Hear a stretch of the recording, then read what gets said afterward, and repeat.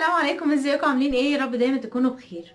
هنتكلم النهارده عن اشهر زعيم للمافيا اللي سرق ونهب وبلطج وعمل كل الجرائم اللي في الدنيا، لكنه ما اتقبضش عليه. ويوم ما اتقبض عليه في قضيه تهرب من الضرايب. انتوا متخيلين الصدمه؟ ان عمل كل حاجه في نفسه وفي الاخر ما اتقبضش عليه الا في قضيه تهرب من الضرايب. لا وكمان اتحول لنجم من اشهر نجوم السينما اللي بقوا بيعملوا ادواره في التلفزيون، وحول شيكاغو لقلعه من قلاع الجريمه المنظمه.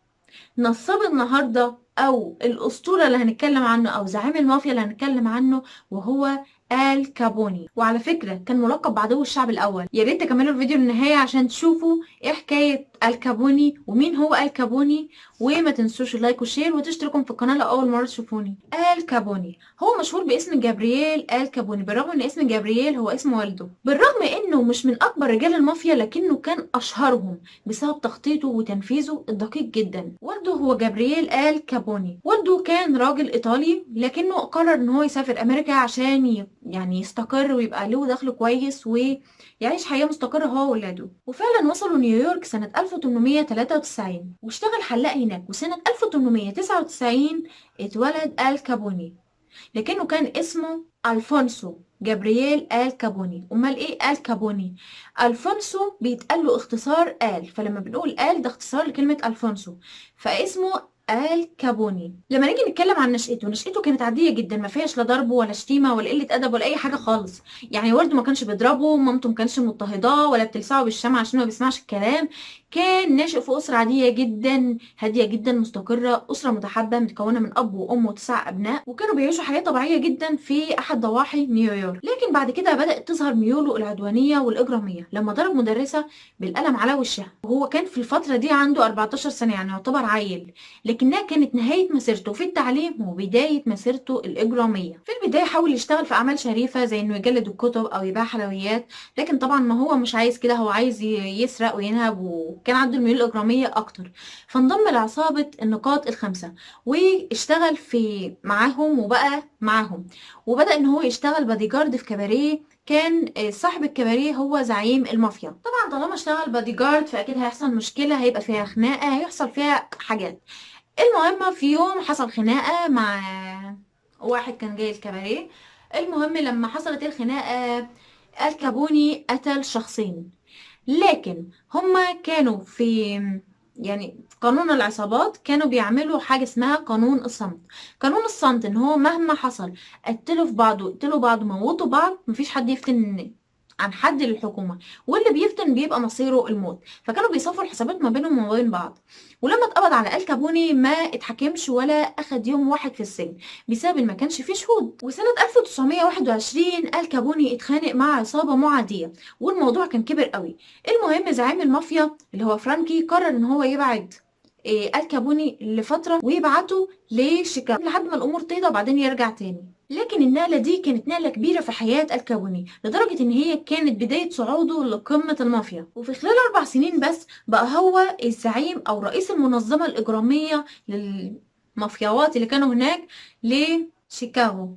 آل كابوني اثبت فعلا جدارته واثبت انه يستحق المنصب ده بسبب ان هو كان بيحقق كل شهر 100 مليون دولار. انتوا متخيلين الرقم؟ الرقم ده كان بيجيبه منين؟ بيجيبه من السرقة والنهب والسطو والدعارة وكل حاجة تخطر على بالك، والقمار وبيع الخمرة وقت حظرها في أمريكا. كان بيعمل كل حاجة مش مباحة. وطبعا بعد كده نفوذه السياسي زاد وبقى له اسم وصيت مسمع لدرجة كبيرة، وبقى مسيطر على مؤسسات تنفيذ القانون لدرجة ان العصابة بتاعته كانت بتعمل كل حاجة ومحدش يقول لها انت بتعملي ايه ولا رايحة فين ولا ايه ده ولا حتى قفوا ولا اي حاجه. ما كانش في حد بيقدر ان هو يكلمهم في اي حاجه نهائي. لكن مع كل ده آل كابوني كان عنده حته كويسه وكان عنده خير جواه. كان بيعمل ايه؟ كان بيعمل منظمات خيريه، بياكل المساكين، بيعمل مطاعم للفقراء، كان بيعمل كل حاجه كويسه للفقراء. يعني شوفوا هو حرامي وزعيم مافيا وي وي وي وفي كل العبر اللي في الدنيا، لكنه برضو كان في جواه حته خير.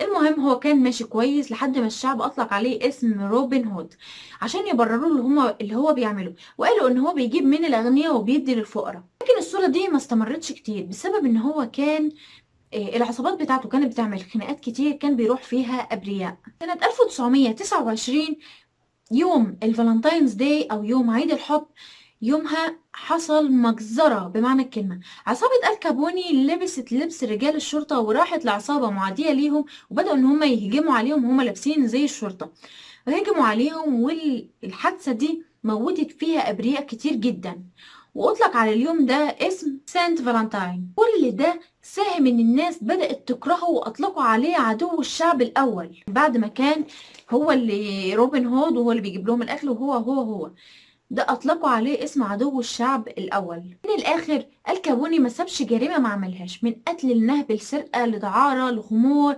لقمار، كله كان شغال فيه، ومحدش قدر يحاكمه بحاجة واحدة بس هو عملها.